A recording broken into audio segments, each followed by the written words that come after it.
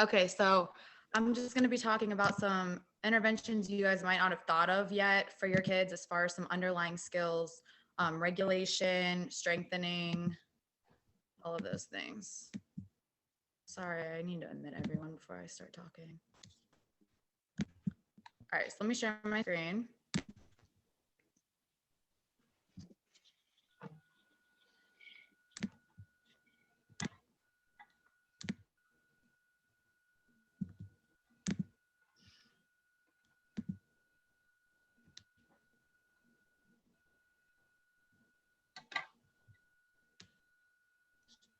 Hold on, I still need to admit people before I chat. Sorry, guys.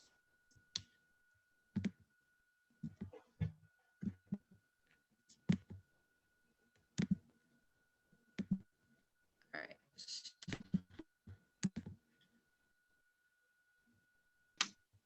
All right, so I hope that's everyone. No, it's not. Hold on. I can't share it because then I can't admit it. Hold up. Ellie, they'll pop up as you're sharing, and you can click admit. Oh, didn't on a Chromebook too. It should. It just like pops up as a notification on top. Oh, perfect. Okay.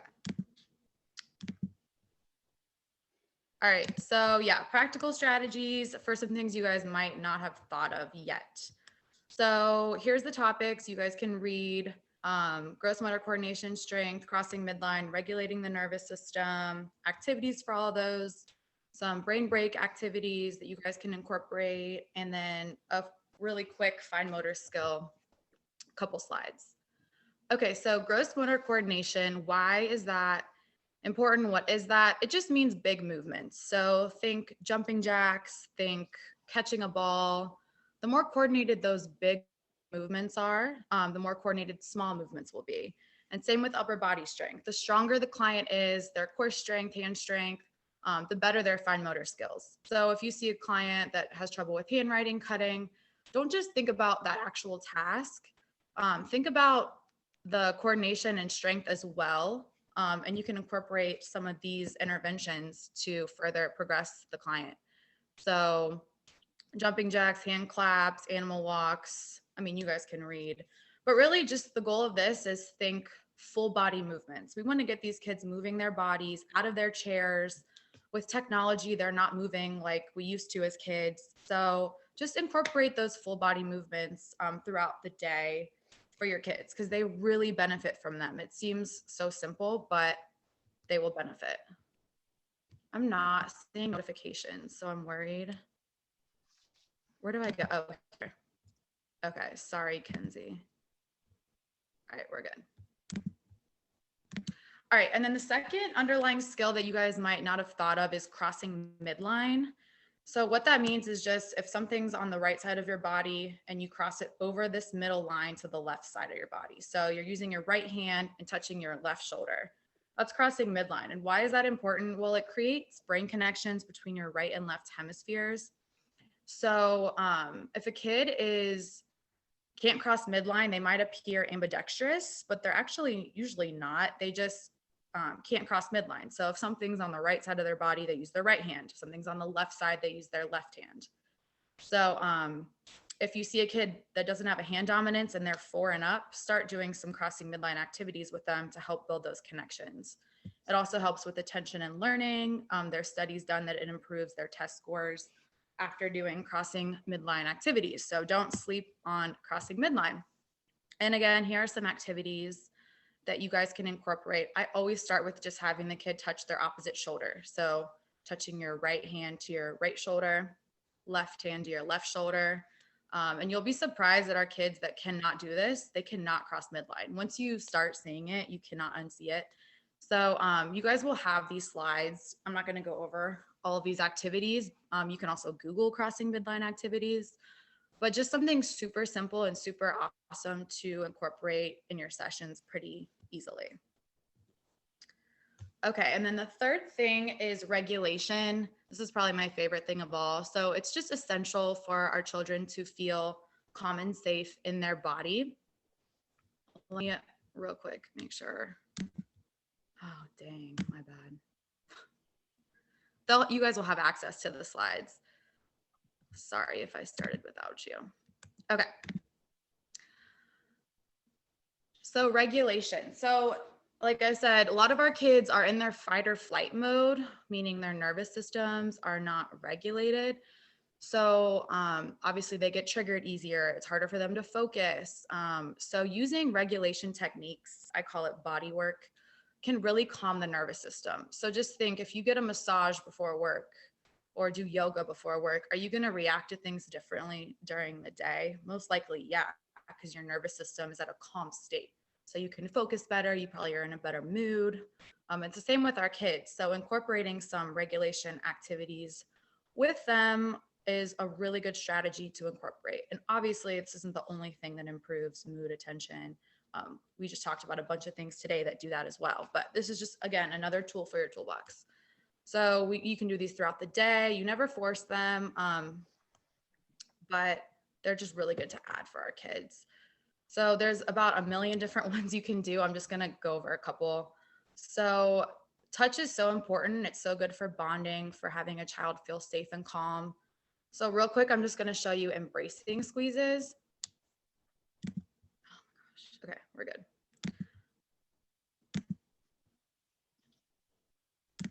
Okay, so you guys probably do squeezes on your kids already, and that's awesome. There is a more therapeutic way to do these that really impacts the nervous system, and it's very simple. It's so simple, you're gonna be like, is this even helping? But it is. So you always start from the farthest point away from the body, so the hand, if you're doing upper extremities. And instead of just squeezing along their arm, you actually hold it for at least 7 seconds. If they can't tolerate it, that's fine. Just do what you can do. It's never going to be perfect. But in a perfect world, you would start at the hand and then move up the arm. I always have the clients lay down on their back when I do this to just further increase their calming. Obviously, it's more calm to lay down. So yeah, you just go up the arm. And again, it's so simple. You're like, what the heck? But trust me, it's amazing. And then over time, you're actually maturing the nervous system. So you won't just see results right after, you'll see them overall. And then for legs, so you can start at the foot, or if they won't let you touch their feet, just start at the ankle. Work your way up. And obviously don't go like too far above the knee, it's ticklish. But yeah, embracing squeezes. If you remember anything from this, make it be embracing squeezes and try those with your kids. Obviously, deep breathing, you guys do that. Yoga, you guys know that. So say your kid will not let you touch them to do embracing squeezes. They're like, get off of me. Lots of kids are like that. So that's where I kind of fall into some equipment or different sensory activities. This is a body sock. These are amazing. The kids literally love them. It just provides that deep pressure. It makes them feel safe in their body. It brings them back into their body. Weighted blankets are amazing as well for keeping their body nice and calm. Tactile sensory bins, so rice, beans, sand, you guys have those, I'm sure. But use this before you do some fine motor skills. Like, do a little warm up with your kids to get them feeling extra calm and safe in their body. That never hurts, it only helps. Shaving cream, another amazing one for calming. You guys can read. I have an LED neon light the kids will love. So just some ideas. And then, like I said, I always do a warm up with most of my kids, just to get their bodies and minds ready to learn, get them out of their seat, move their body. And you guys can Google those on YouTube. You guys know that. You guys probably do all this. So examples of a warm up. So for a high level kid, I do jumping jacks, cross crawls, hook up for a minute with deep breathing. I didn't show you the hookup video, but YouTube a hookup from Brain Gym. Literally write that down. They're so easy and the kids love them. And I do them with the kids. I need this too all day, trust me. And then embracing squeezes. This would be an amazing warm up for your higher level kids to get them focused and ready. And then lower level, meaning, less direction needed. Start with embracing squeezes, have them imitate touching their opposite shoulder and ear, get that crossing midline in, and then using a weighted blanket. So I just said a crap ton of information. Hopefully You guys can go back, but the main goal of what I just said was do more full body stuff with your kids, do more strengthening, get them out of their seat, and then do those relaxation techniques as well. Use equipment when you see fit. And I'm always available to answer any questions for you guys as far as if you want to try out some equipment, because I have a lot of stuff, or if you want some more manual techniques I do on the kids, just let me know and I would love to help. And Cassie, my student, is going to go ahead and get on. Hi.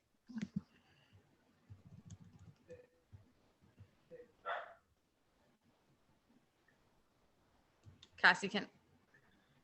Yeah. Okay. Yeah. I was gonna say like the weighted blankets kind of in the chat session. So yeah, a burrito or a swaddle does work well. I mean, I've seen Allie and then me personally with the kiddo just kind of more directed. A lot of the kids will put it on top of them anyway, and just say they kind of like it. And so I mean, there isn't necessarily like a time to use it, I guess. We just kind of redirect from it. But like, I know people that sleep with weighted blankets on their own bed. So it's not necessarily, as long as it's calming and it's something that they want to do, I use it. So, yes, so I'm going to talk more about like grasp, Allie, wherever it went. I can barely hear you. I'm sorry, what? Where the grasp is, like where did it go? Oh, sorry. Yep. Oh, you're fine. So patterns of hand function. It's kind of dependent on exploration, and it is your interactions that you have: postural mechanisms, cognition, social emotional functions, visual perceptions. There are many patterns, obviously, like here. So I'm just going to highlight two that our kiddos may have a lot of difficulty with. So grasping items, and then kind of what we talked about before, bimanual coordination or bilateral integration, using both sides of their body to complete tasks.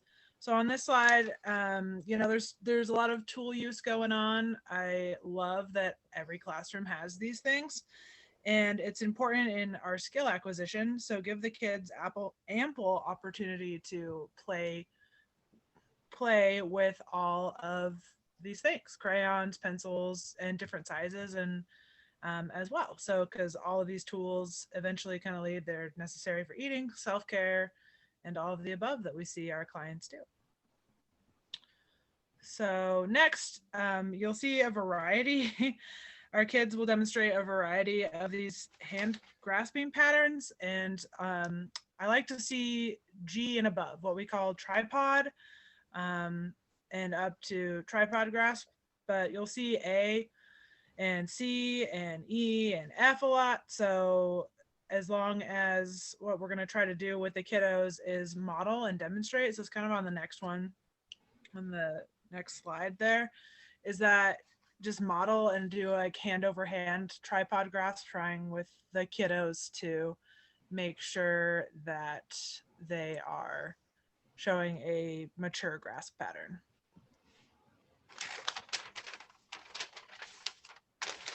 So kind of like I said, it is, you know, establishing the hand dominance. You can demonstrate the grasp with them hand over hand, and it's okay if they have 4 too. That's also a what we call functional grasp. If the kiddo has like their thumb and all 4 fingers kind of on it as they're using it, as long as it's functional for them, then that's okay.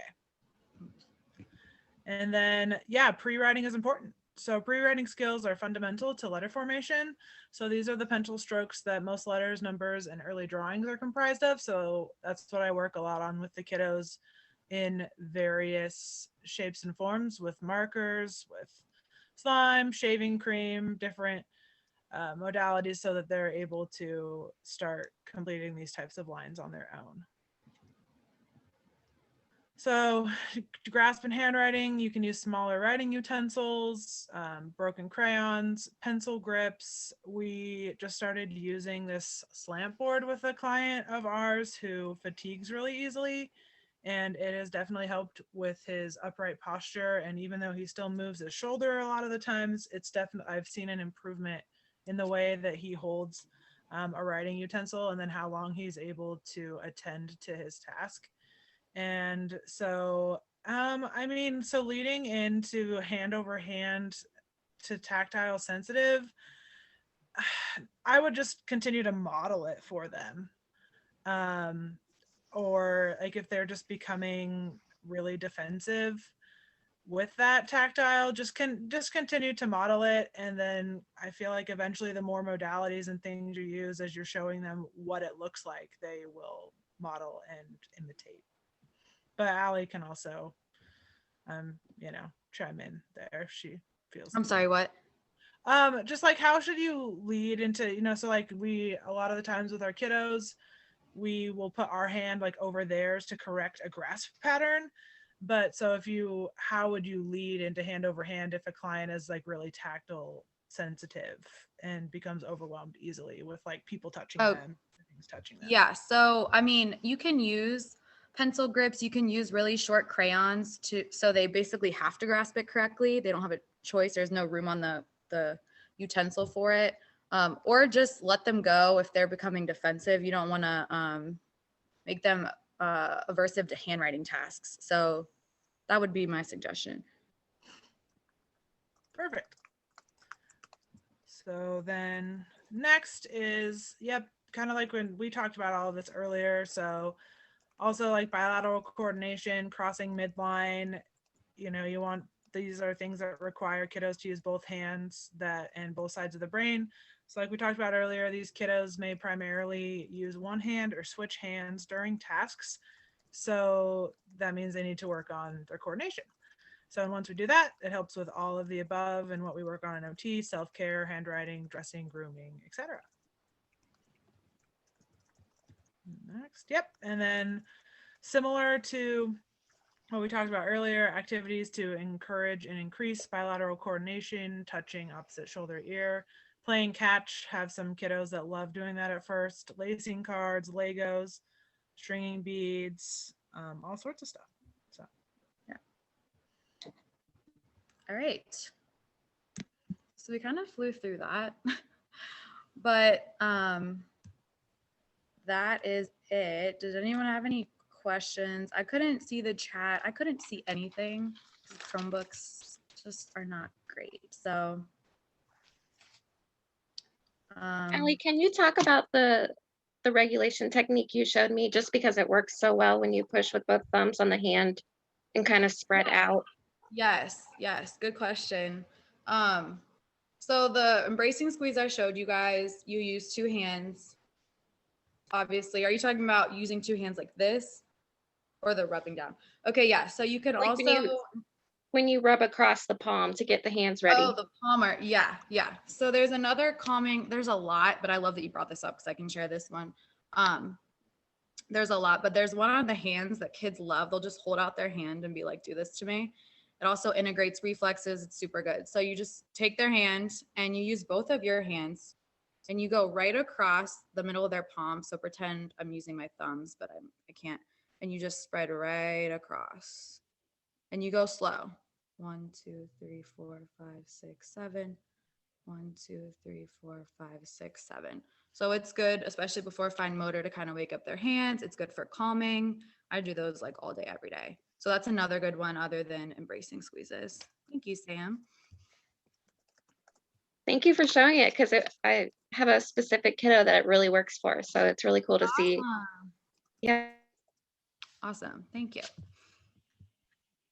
Anyone else?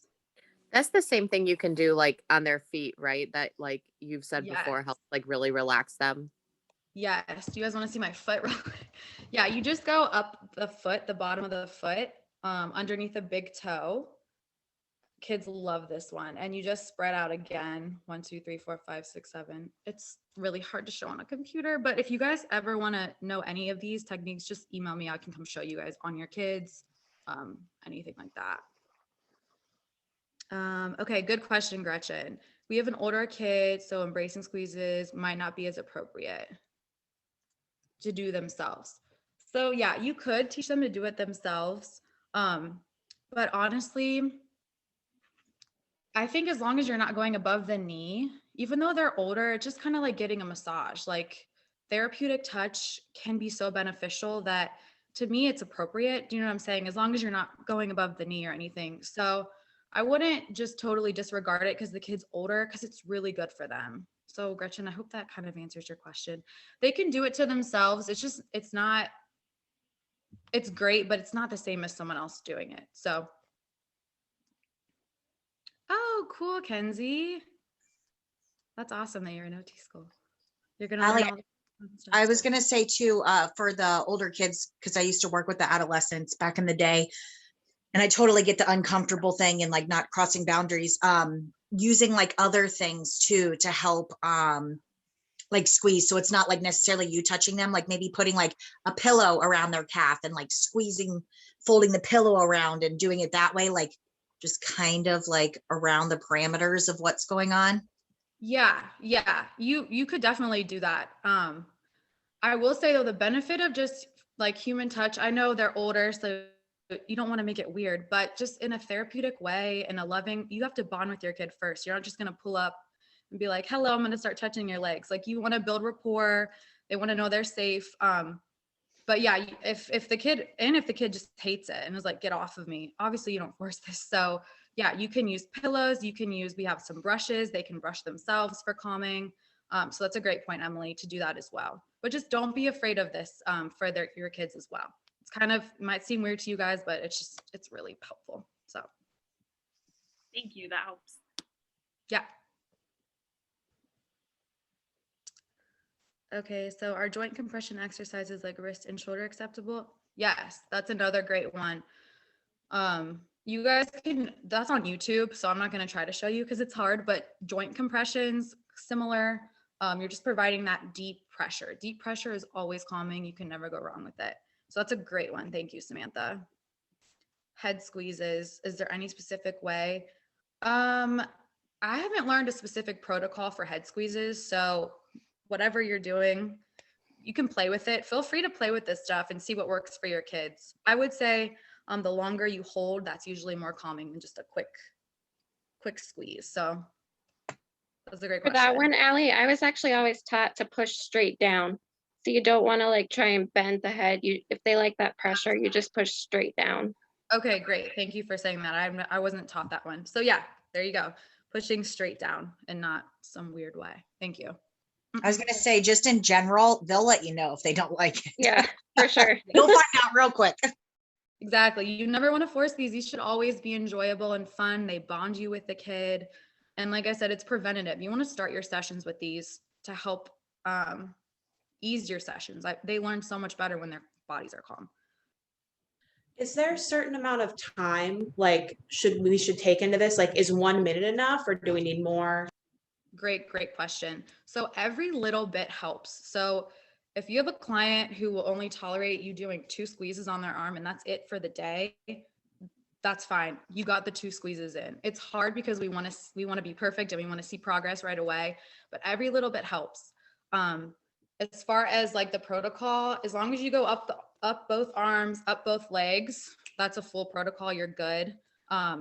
If the kid requests more, like kids might I have kids that will earn this. Like I always start with it, but then they can work for it for more. So the more, the better, but every little bit helps too. So don't get caught up with like time. I know it's hard because we want to be like, what exactly do we do? But every little bit helps. I do this randomly of the day and it's specific to each child. Yeah, Emily. So every kid is different and nothing is going to be perfect. Some kids only do it sitting. Some kids are standing.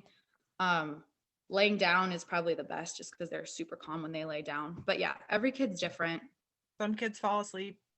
Yeah. Yes, Cassie puts my kids to sleep all the time. They'll just be laying and so relaxed they fall asleep, which is awesome. All right, you guys good on that? And if you guys have questions, email me, Allie.Williams. So I love this stuff. So thank you guys. Have a great weekend. We can Thanks, go. guys. Bye, thank you. Yep.